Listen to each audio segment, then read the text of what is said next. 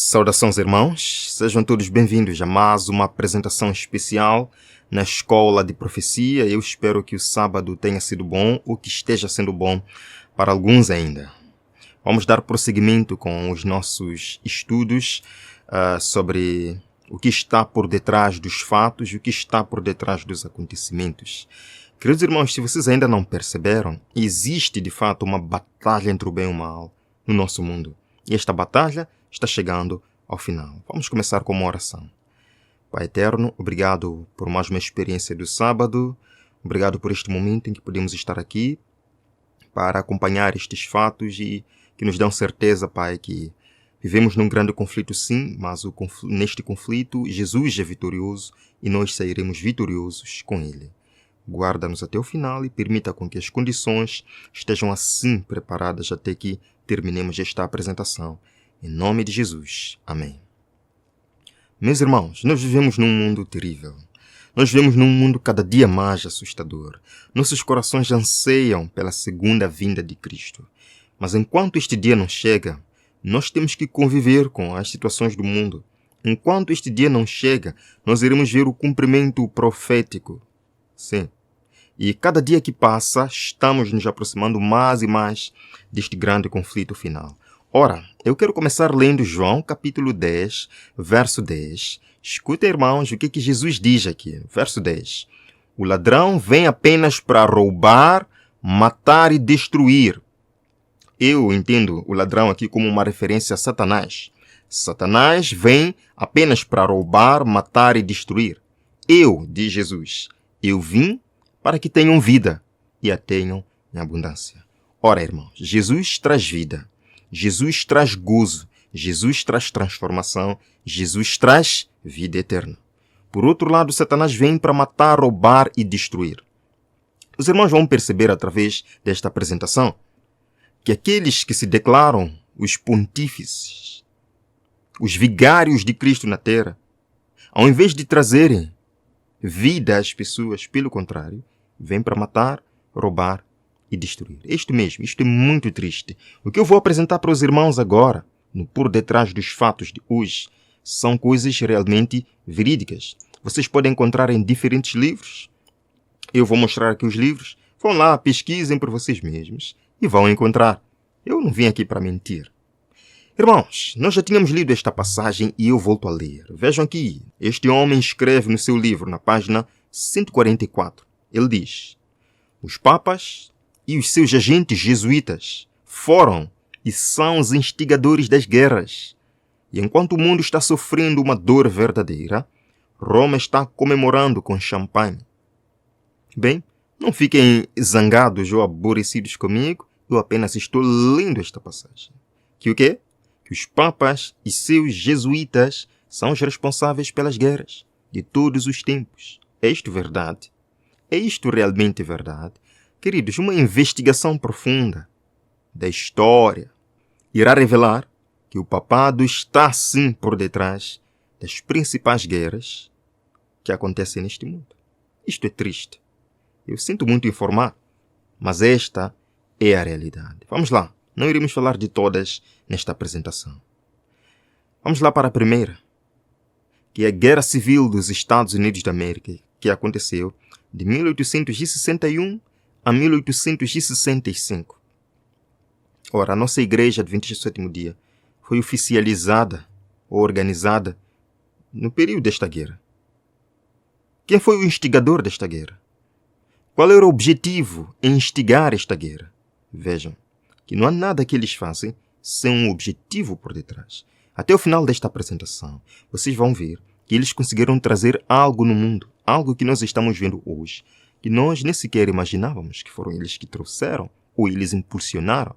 Isto vai nos levar a desenvolvimentos maiores no futuro, muito em breve. Vejam, esse escritor, que foi durante anos um sacerdote católico, durante 50 anos foi sacerdote católico e que se tornou um amigo pessoal e conselheiro do presidente americano Abraham Lincoln, ele escreveu um livro, com o título 50 anos na Igreja Católica de Roma. E na página 292, ele nos diz muitas coisas. É um escritor renomado, reconhecido nos Estados Unidos da América, que apresenta fatos verídicos. Eu vou apresentar para os irmãos o que ele diz nas suas páginas. Vejam aqui, ele diz: essa guerra nunca seria possível sem a influência sinistra dos jesuítas. Devemos ao papado que agora vemos nossa terra avermelhada do sangue de seus filhos mais nobres. Ele está citando as palavras do presidente Abraham Lincoln. Sim? O presidente reconheceu: não, eu não estou lutando contra os Estados do Sul. Eu estou lutando com uma força maior. Com uma força maior. Vejam aqui, Abraham Lincoln continua dizendo: infelizmente sinto cada vez mais que não é contra os americanos do Sul que eu estou lutando. É mais contra o Papa de Roma, seus perfumados jesuítas e seus escravos cegos e sedentos de sangue. Falou Abraham Lincoln, e ele tinha bases para dizer o que dizia. Irmãos, fato é que Roma nutre um ódio especial contra os Estados Unidos da América. Roma odeia os Estados Unidos da América porque foi o berço da liberdade civil e religiosa. Ora, de acordo com Apocalipse capítulo 13, começando o verso 11, Estados Unidos da América são descritos como segunda besta, parecendo cordeiro, mas no final falará como dragão, porque a liberdade civil e religiosa defendida no princípio por esta nação será minada. Por quem? Será minada. Por quem? Veja, irmãos, continua o escritor. Roma viu que a existência dos Estados Unidos era uma grande ameaça para sua própria vida. Desde o começo, Roma, traiçoeiramente, semeou os germes da divisão e ódio entre os dois grandes lados deste país. E o que Roma usou para dividir os Estados Unidos da América? Usou a questão da escravatura. A abolição ou não da escravatura. Vejam, Roma conseguiu dividir o Sul e o Norte através da inflamante questão da escravidão. Aquela divisão era sua oportunidade de ouro para esmagar um ao outro e reinar sobre a ruína sangrenta de ambos. Mas o presidente Abraham Lincoln sabia disto. E alguns dos seus conselheiros mais próximos sabiam contra quem estavam lutando, quem havia instigado esta confusão. Vejam, continua ele dizendo a Abraham Lincoln: esta é mais uma guerra religiosa do que civil. É Roma que quer governar e degradar o Norte, assim como ela tem governado e degradado o Sul desde o dia da sua descoberta. Quem que estava por detrás de tudo? De acordo com Abraham Lincoln, Roma, através da sua agência, a Companhia de Jesus Cristo. Queridos, todas as pessoas que estavam envolvidas no assassinato de Abraham Lincoln eram católicas romanas. Sim, pertenciam à Igreja de Roma. Eram praticantes, frequentes. Isto está claro. Isto é uma verdade. Os assassinos, que eram liderados por esse homem, John Booth, reuniam-se na casa da senhora Mary Surratt, que era uma família católica romana. Não é nenhuma invenção. Agora, quem era este homem Booth, John Booth? O verídico, histórico, revelado assassino, que até foi julgado em Washington, de Abraham Lincoln. Vejam. Mas quem era aquele assassino? Booth era nada menos que uma ferramenta dos jesuítas. Foi Roma que dirigiu a mão dele, depois de ter corrompido seu coração e danificado a sua alma. Quem estava por detrás deste homem? Os mesmos. Os mesmos. Agora, o próprio escritor Charles Chiniquy, ele teve a ousadia de falar diante da América toda em uma grande apresentação de dignatários da América. Ele abriu o jogo e ele falou: eu venho hoje destemidamente diante do povo americano para dizer e provar que o presidente Abraham Lincoln foi assassinado pelos sacerdotes e jesuítas de Roma. Meus irmãos, Jesus diz: eu vim para que tenham vida e vida em abundância. Satanás vem para matar, roubar e destruir.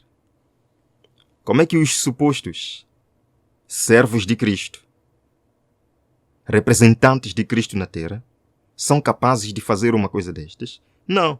O fato é que não são representantes de Cristo. O escritor afirmou que sacerdotes de Washington confiaram a proteção desse homem, John Surratt, que era o filho da senhora Mary Surratt, e que também era parceiro de Booth. Confiou a sua proteção aos bispos e sacerdotes de Montreal, no Canadá, e lá ficou escondido por algum tempo, até que conseguiu fugir para Roma, sim, porque ele estava sendo procurado na América. Ele fugiu para Roma, mudou de nome lá em Roma e foi admitido como guarda-costa do Papa Pio IX. Mas o Papa Pio IX, queremos falar dele daqui a pouco, as palavras que ele falou, não conseguiu esconder por muito tempo John Surratt. Acabaram descobrindo ele em Roma, tiveram que deportar ele para os Estados Unidos da América para um julgamento. E é interessante que, ao chegar em Washington, no dia do julgamento, enquanto ele entrava para a sala de julgamento, um sacerdote católico sussurrou nos ouvidos de John Surratt, dizendo, vejam aqui, ele falou: "Não tenha medo, você não será condenado. Através da influência de uma senhora católica romana da alta classe, 2 ou 3 dos jurados serão católicos romanos e você estará seguro." Então vocês veem que eles estavam cientes disto, estavam encobertando este homem, porque ele participou de um plano. Mesmo diante das provas, mesmo diante das evidências, John Surratt, um dos assassinos de Abraham Lincoln, não foi condenado. Os irmãos já sabem por quê. Porque a maioria era a favor de sua libertação. Ele não foi condenado e o assunto ficou assim pendente. Isto é histórico. Procurem nos livros dos Estados Unidos da América, nos livros de história. Agora, no dia 30 de junho de 1867, cerca de 2 anos depois da morte de Abraham Lincoln, quando terminou assim a Guerra Civil Americana, o governo dos Estados Unidos da América, claro, rompeu com todas as suas relações diplomáticas com o Vaticano. Rompeu. E essas relações só voltaram a ser reativadas, diria assim, em 1984, no governo do presidente Reagan. E de lá para cá, muita coisa mudou nos Estados Unidos da América. Irmãos, a pergunta que fica é: por que é que os jesuítas eliminaram Abraham Lincoln? Que pecado este homem cometeu? Que mal este presidente cometeu para merecer isto?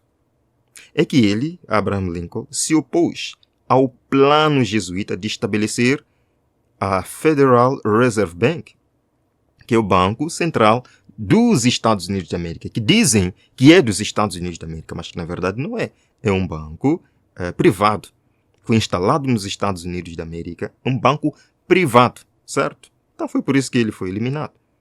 Porque não se enquadrava o plano jesuíta de estabelecer o Banco Central Americano. Está isto claro, irmãos? Agora, no livro Grande Conflito, Ellen White cita algumas palavras do Papa Pio IX. Foi ele quem cobertou este caso, foi ele quem reinava no período que aconteceu este incidente. O que falou o Papa Pio IX? Vejam no livro Grande Conflito, páginas 564, 565. O Papa Pio IX, na encíclica de 15 de agosto de 1854, disse: "As doutrinas ou extravagâncias absurdas e errôneas em defesa da liberdade de consciência são erro dos mais perniciosos, uma peste que, dentre todas as outras, mais deve ser temida no Estado, que as doutrinas que ele chama de extravagantes, que as doutrinas que ele chama de errôneas em defesa da liberdade religiosa são erro. A liberdade religiosa é um erro dos mais perniciosos, que mais deve ser temida no Estado." Este é o pensamento papal que não mudou. E vejam também, o mesmo Papa, na encíclica de 8 de dezembro de 1864, anematizou os que defendem a liberdade de consciência e de culto, e também todos os que afirmam que a Igreja não pode empregar a força. Se você defende que a Igreja não pode usar a força, de acordo com esta encíclica, você é anátema. Meus queridos irmãos, este é o ódio que Roma tem para com os Estados Unidos da América, o berço da liberdade religiosa. A palavra de Deus nos diz que os Estados Unidos da América parecem cordeiro. Parece uma nação cristã, que defende princípios cristãos, que defende liberdade civil e religiosa. Mas porque estão lá os homens que mais detestam isto, a América vai falar como dragão. A liberdade religiosa vai ter fim. Hoje, nós vemos Roma na América usando uma linguagem muito suave, uma linguagem pacífica. Por quê? Porque ainda não conseguiu atingir seu objetivo. Quando atingir o objetivo, nós veremos uma mudança de tom. Vejam que no livro Grande Conflito, o tom pacífico usado por Roma nos Estados Unidos não implica mudança de coração. Ela é tolerante onde é impotente. Intolerante onde é impotente. Mas, irmãos, os governantes deste mundo, os que têm coragem, aparecem e dizem: quem é este poder? Eu vou colocar uns pequenos vídeos para que vocês tenham uma noção disto. Escutem. Bueno, primero porque el Papa juega políticamente. Es decir, es un Papa donde tiene fuerte injerencia política. Ha demostrado además una gran afinidad con dictadores como Castro o como con Maduro. Es decir, está del lado de dictaduras sangrientas. Bem, primeiro porque o Papa brinca politicamente. Isso quer dizer que ele é um Papa que tem forte interferência política. Também tem demonstrado uma grande afinidade com ditadores como Castro, como Maduro. Ou seja, ele está do lado de ditaduras sangrentas. O sea, todo lo que llamamos fascismo, que fue el periodo donde un europeo, un partido democrático europeo, en las prácticas democráticas europeas, llevó a Hitler a la presidencia. Tudo que chamamos de fascismo, esse foi o período em que um partido democrático europeu, nas práticas dos democratas europeus, trouxe Hitler à presidência. Y luego Mussolini. Y luego el español Franco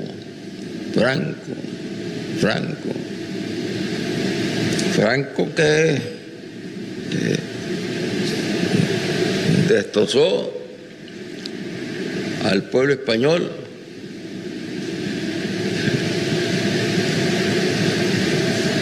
Y Franco enlazado com quem? E depois Mussolini, e depois o espanhol Franco. Franco, quem destruiu o povo espanhol. Franco estava ligado a quem? Com outro império. Otro imperio poderoso que se vino conformando como imperio poderoso. El Vaticano. El Vaticano fue cómplice de los nazis, fue cómplice de los nazis en Italia, en Alemania, en España. O Vaticano era cúmplice dos nazis. Foi um cúmplice com os nazis na Itália, na Alemanha e na Espanha. Católico, cristiano, manipulado en la defensa de la democracia. Y hay una guerra. Cristãos católicos manipulados em defesa da democracia. Houve uma guerra. No podemos cerrar los ojos a esa realidad. El Vaticano es un instrumento más en todas estas batallas que estamos librando, un instrumento más que es parte del conglomerado del fascismo que en nuevas modalidades quiere dominar el mundo. E não podemos fechar os olhos para essa realidade. O Vaticano é apenas mais um instrumento em todas estas batalhas que estamos a travar. É outro instrumento que faz parte do conglomerado do fascismo, que em novas modalidades quer dominar o mundo. Está aí. E eles tiveram a coragem de falar disto. Isto é real, meus irmãos. Nós estamos perante um grande conflito real. Este grande conflito está chegando ao final. As profecias vão se cumprir, certo? Mais uma vez, Jesus vem para que tenhamos vida e vida em abundância. Jesus nos traz vida. Jesus nos traz liberdade, de acordo com João 8, verso 32. Eu quero ler para vocês. João 8, verso 32. Jesus diz: conhecereis a verdade e a verdade vos libertará. Quem é a verdade? Jesus disse: eu sou o caminho, a verdade e a vida. Então nós conheceremos Jesus e Jesus nos libertará. O verso 36 também diz: portanto, se o Filho do Homem vos libertar, vocês de fato serão livres. Jesus veio para que nos desse liberdade. Mas os supostos representantes de Cristo na terra negam liberdade civil, rejeitam a liberdade civil, rejeitam a liberdade religiosa. Eles são mesmo representantes de Cristo? Ora, a Bíblia nos diz que quem odeia a liberdade é Satanás. Portanto, nós estamos perante um movimento liderado por Satanás. Infelizmente, eu tenho que dizer que há muitas pessoas sinceras que amam a Jesus que ainda estão nas fileiras desse poder. Mas é nosso privilégio pregar o Evangelho para que essas almas sinceras abandonem isto. Irmãos, a terceira mensagem angélica é séria. Sai dela, povo meu. Se alguém adorar a besta, receberá a punição de Deus. Nós precisamos alertar o mundo para que se desgrude deste poder. Porque este poder não mudou. Aguarda o momento certo para dar o golpe. E nós veremos isso acontecer em breve. Meus irmãos, de forma alguma eu quis ofender alguém. Não estou aqui para ofender ninguém. Apresentei fatos históricos. Acreditemos ou não, as coisas foram assim. E nós precisamos nos preparar para os grandiosos eventos que ainda virão sobre o mundo. Nós precisamos crer em Jesus Cristo como nosso Salvador pessoal. Precisamos deixar que Ele nos liberte e que Ele nos use para libertar outras pessoas das garras de Satanás e do engano. Que você fique, meu irmão, com esta mensagem no seu coração. Que você partilhe este vídeo, amado irmão, e ajude outros a compreenderem o que está por detrás dos fatos. Nós nos veremos na próxima apresentação, pela graça do Senhor. Vamos orar. Obrigado, Jesus, por mais um momento especial. Obrigado porque o Senhor é quem nos liberta. Se o Filho do Homem vos libertar, falou, verdadeiramente sereis livres. Nós queremos ser livres pela verdade, ser livres pelo poder do Santo Espírito. Que não sejamos mais enganados, Pai, pelos movimentos lá fora, que só vêm para matar, roubar e destruir. Nós queremos estar nos teus braços, nós queremos viver eternamente ao seu lado. Em nome de Jesus. Amém. Queridos, não percam a próxima apresentação. Nós vamos entrar para outros fatos. Primeira Guerra Mundial, Segunda Guerra Mundial e outros pontos atuais. Veremos quem está por detrás dos fatos. Até lá.